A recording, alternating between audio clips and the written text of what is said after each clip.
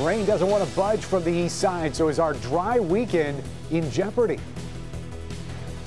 He's not an officer, but that doesn't mean he's not a crime fighter. How this police intern helped catch a crook. Did the debate help or hurt? Tonight, a new poll shows who has the advantage in Detroit's mayoral race less than 2 weeks before Election Day. Live from downtown Detroit, Local 4 News at 11 starts now.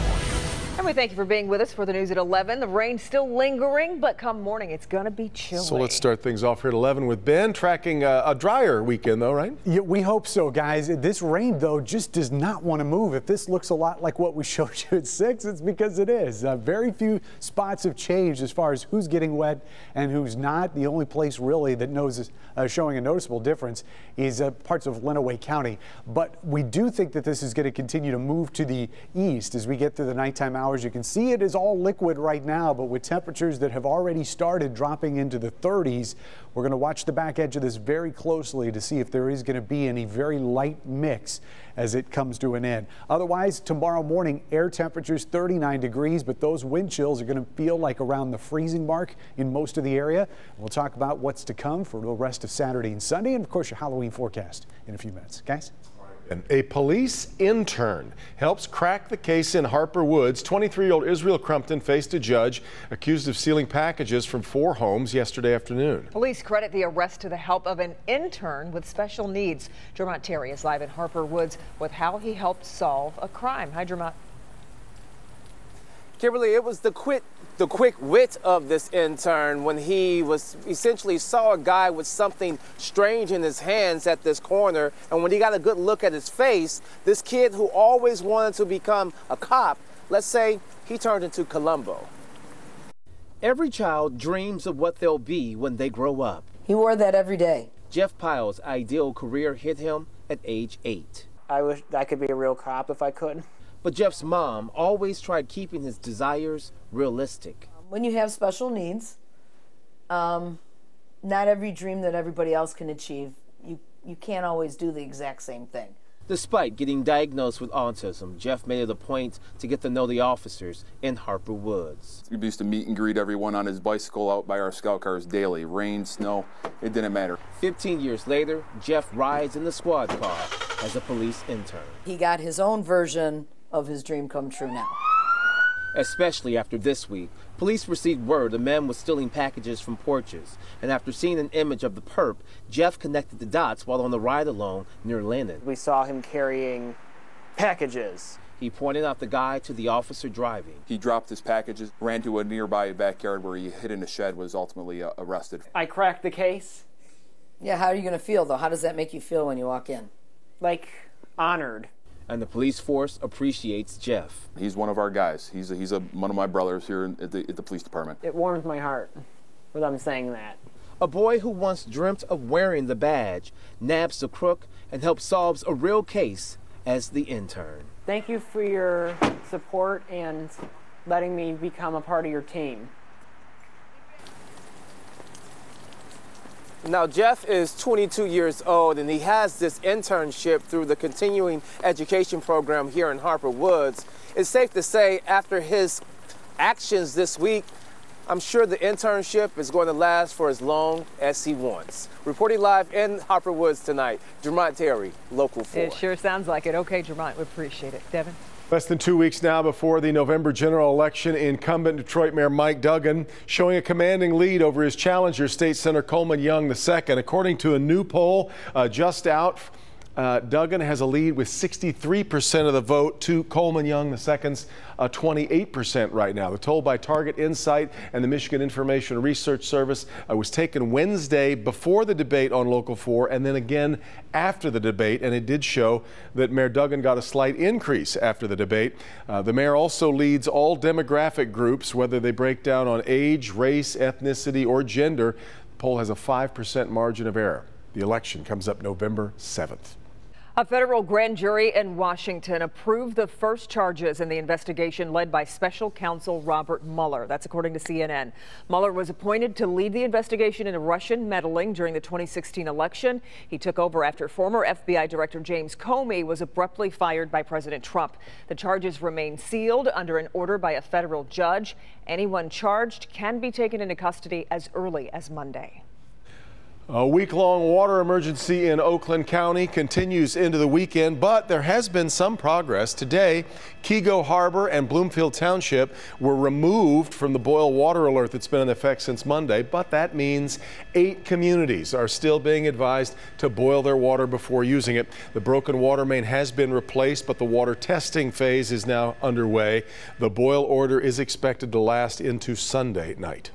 She is one of the dozens of women accusing Hollywood mogul Harvey Weinstein of sexual assault and harassment. And today, actress Rose McGowan gave a rousing speech at the Women's Convention at Cobo Center. As a keynote speaker, she made her first public remarks since accusing Weinstein of rape. She says she's been silenced for 20 years, but won't remain quiet about sexual assault and harassment any longer. We are pure, we are strong, we are brave, and we will fight. I think if I can give courage to women, they give courage to me. It's, all of us and allies. We're all together in courage. We just need to be brave. And McGowan joined the hashtag #MeToo campaign and also launched hashtag #RoseArmy to encourage women to speak up about harassment and assault. Macomb County Clerk Karen Spranger has filed legal action against Google. She's trying to stop Google from sharing information about her email account with the Macomb County Sheriff's Department. Investigators subpoenaed Google for information on the address Spranger used to set up her Gmail account. Macomb County is challenging whether Spranger can legally hold the office of Macomb County Clerk. They've been looking into whether she lied about her residency. As we show you every night with Ben's Halloween house hunt, a lot of people go all out for Halloween. But in Mount Clemens, one house stands out, I think you would say, from the rest. Well, and as Jason Colthorpe explains, this spooky tradition has a charitable side and is growing every year. Jason.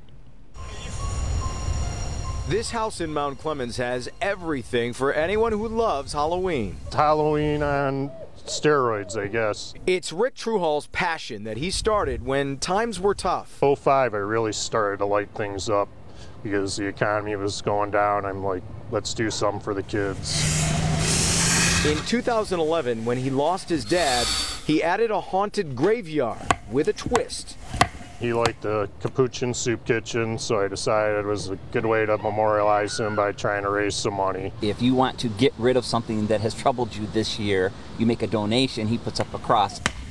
Some of the deceased are funny things. Tom Brady's right arm got buried this year. Others are meaningful. A gentleman I met in Europe this year, he had a young daughter that passed away, so he memorialized her with a nice sign and a generous donation. I made 3 this year, and my first one was for rotator cuff surgery, which I had 2 weeks ago. Tom Murphy is one of the neighbors who donates every year. The children over the years love this house. He opens up the garage, he has tables, he has all his friends over, the whole neighborhood comes over. And this neighborhood gets somewhere 400, 500 trick-or-treaters. A lot of excitement that Rick knows his father would have loved. Yeah, it means a lot. He was a good guy, charitable guy. My friends all loved him, and they still support him by donating to what he believed in. This should be the biggest year yet for the graveyard. When it's all said and done, Rick expects to donate more than $500 to the Capuchin Soup Kitchen. And we here at Local 4 wanted to get involved, so we made a little donation. We have some things we want to bury. In fact, a couple of things we like to bury every night. On Bellevue Street in Mount Clemens, Jason Colthorpe, Local 4.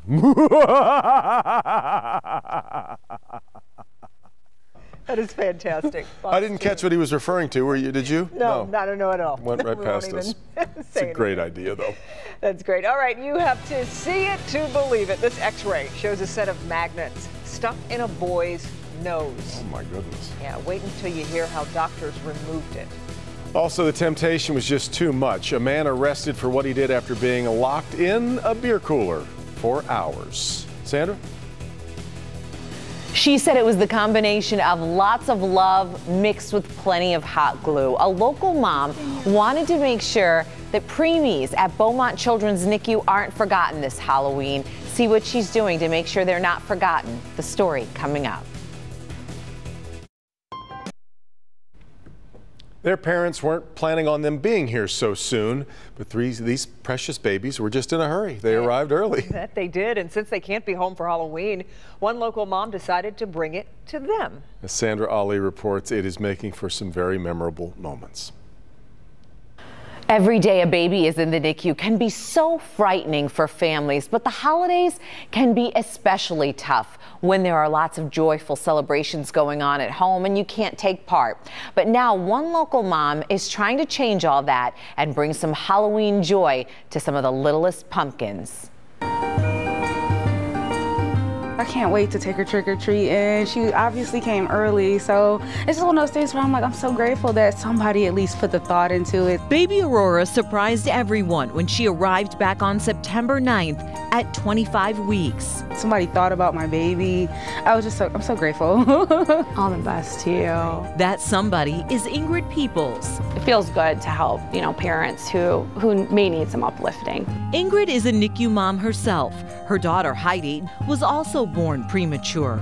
It is a very hard time, very, very many reasons, and not every day is filled with smiles, and so any opportunity that babies and families can celebrate their little baby, I think is amazing and should bring a smile to their face. With lots of love and plenty of hot glue, Ingrid and her friend Sarah got to work. Just knowing that parents could do something for their baby for milestone. That's Halloween, like everybody wants to dress their baby. They made these precious tiny costumes, enough for every boy and girl in the NICU at Beaumont Children's. She was due October 2nd. Babies like Harper here, who spent the last 3 months in the NICU. It's been 97 days, so it's been a long time, but it's nice to have like little days like this where you can get a happy moment, Look closely and you'll see a Lions fan. A few doors down, a ballerina, a jar of peanut butter, and plenty of sweet superheroes. We didn't expect her to be around for Halloween, so I didn't even think about it. But now she has a cute little costume, and my big kids love superheroes, so we had to go with Superwoman, Supergirl, and that's kind of her. It's a nice sense of relief, and it brings some kind of joy and spirit, especially because we can't have them home for Halloween, and that's hard enough in itself. So this is really nice and keeps us happy and in the spirit. Let's see what it's happening. It's really cool, and it brings me back to when I was here. Had someone done that for me, it would have felt good just to be able to smile and have it be like an uplifting kind of a moment. And Ingrid says when all was finally said and done, she thinks she and her friend Sarah actually ended up making more than 41 costumes for the NICU this year. Back to you. A lot of hot glue, too. I know. There are miracles happening every day in neonatal intensive care units. And you know firsthand. I know of what I speak. 20 years ago, but. Yeah, exactly right. A while back. But yeah. what great dedicated people. Really sweet. And love that jar of peanut butter, too. That was fantastic. All right, here's a look at what defender Kevin Dietz is working on for Monday night. Airline pilots are drug tested, but not for some of the most potent and addictive painkillers on the market. You don't want to be on Oxycontin because it's a very strong drug. The feds are promising to fix that, adding new opiates to the drug test program, but they're leaving one deadly drug off the list. With the epidemic that it is in society today, why wouldn't we, for our safety and security, for myself and others, not screen for that?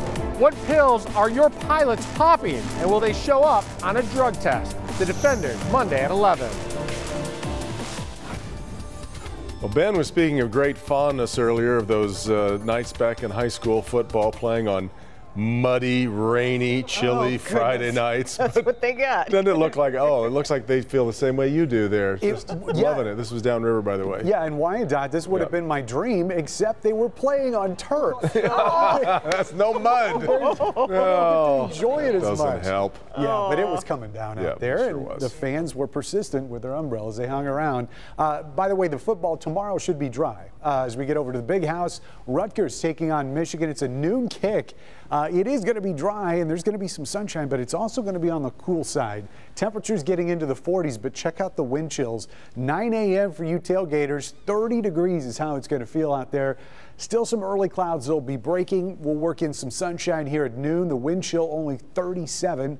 Despite the air temperature at 44, and we will jump to 47 by the end of the game. Partly cloudy skies, still breezy, but once that temperature gets above 45, we don't bother calculating the wind chills at that. Temperatures right now, low 40s, except down in Adrian where we're at 39 degrees. And then you start factoring in the winds, which are not terrible. They're about 5 to 10 miles an hour out there, but it is enough to put the wind chills in the mid and upper 30s right now. A little bit of a possible headache for Florida. We're watching. That's a mouthful. Potential tropical cyclone 18. Basically, that means this is going to be Philippe very soon as it moves towards Cuba and then eventually skirts just south of Florida. It will be a tropical storm by that point, should miss the Keys in South Florida, but could put 3 to 5 inches of rain and maybe isolated amounts of up to 8 in South Florida. So we've got our own problems with the rain. This is a 6-hour loop, and watch how little things have changed over the last 6 hours. Just within the last 30 to 60 minutes, you see the bottom edge of that start to pivot. I think, though, by the time we wake up tomorrow morning, 7 a.m., that cold front will have chased everything out of here. Still have the clouds. Those will break midday. And then from there on out, we are going to be dry. Even the lake effect stuff on the west side of the state, not going to have much luck getting here. So let's look at low temperatures tonight. This is what we're going to wake up to tomorrow for folks who are heading out to the game early. Maybe you're heading out to the cider mill. Temperature's going to be at 40 degrees in the city. Officially, we'll probably be at 39 in Romulus. But remember, it's going to feel like it's around freezing in all these locations. 35 out in Onstead, 37 in Morenci, still holding on to 40 towards the lake in Luna Pier. West Zone will be one of our coldest locations, 35, 36 generally, maybe upper 30s in Canton, and should be colder than what we're expecting in our North Zone, which will be one of the last spots to see that front clear, upper 30s for high temperatures there. Once we get into the afternoon hours, highs are going to stop short of 50 degrees tomorrow. And we will see some sunshine to go along with it, but keep in mind it's going to be breezy. Sunday, Monday, on through Wednesday, high temperatures at 48 degrees. Yeah. In fact, as we get into Halloween, we're going to be looking for that temperature to be at 44 for trick-or-treating, but it's going to be breezy, so wind chills could dip into the upper 30s. So it's dancing. He's dancing to keep warm is what the idea is now. Not because he's necessarily happy. Put the candy down. He just wants to keep warm. Speaking of Halloween, this is our Halloween house hunt tonight. This is in Southwest Detroit. The spooky skeletons. We got a dragon there? Oh, nice. Wow, that's an illuminated one too. Are those inflatables? I think so. I think they are. That's pretty slick. People are putting a lot of time and effort into this. Money too. Yeah, exactly. Good one. All right, Ben. Some might scream for help if they got locked in a cooler in a store overnight. Not this guy. Just make the best of it, but then got arrested. A pregnant woman takes a stolen plow for a joyride, but she doesn't get far. What she did before taking the truck for a spin. Next.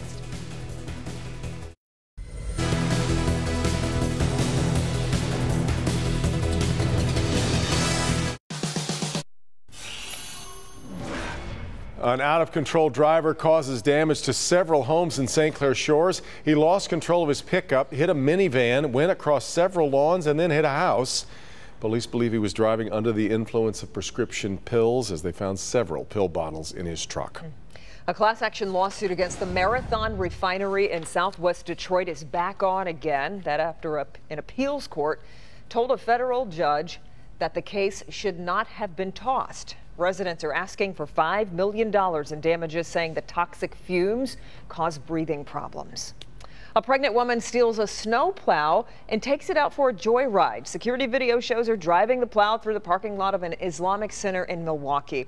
A security guard tries to stop her, but she just keeps on going. He's eventually able to block her in until police get there. The woman says she did it because she was high on heroin and cocaine. Kids manage to get themselves in all kinds of strange predicaments. These x-rays prove one case. They're from an 11-year-old boy in Cyprus who put button magnets in each side of his nose. They did what magnets do. They stuck right together, and in fact, ER doctors couldn't even separate them at first. The boy ended up in the operating room. They were finally able to get the magnets to release by placing household magnets on the outside of his nose, but it took 6 months for the boy to heal. He's the one who grows up to be hold my beer guy, too, doesn't he? Yeah. A Wisconsin man accidentally got locked inside a beer cooler at a convenience store, but instead of yelling for help, tried to make the best of it, I guess. Sat back and had a few. Police say Jeremy Van Ert sat in the 32-degree cooler for 6 hours enjoying beer and Four Loko. When an employee finally noticed him the next morning, Van Ert took off without paying for anything. Police arrested him for theft a short time later. He was already on probation for an unrelated case, and the terms of that probation required him to remain sober. Whoops. Bad form. Bad form. I mean, you're dead drinking. Pay your bill and go. I mean, you know, honest to goodness. We're going to talk about the Lions. They're playing this week. I don't know if you know. I've heard. The latest in college football for tomorrow. And a little bit we call potty mouth. Come on back.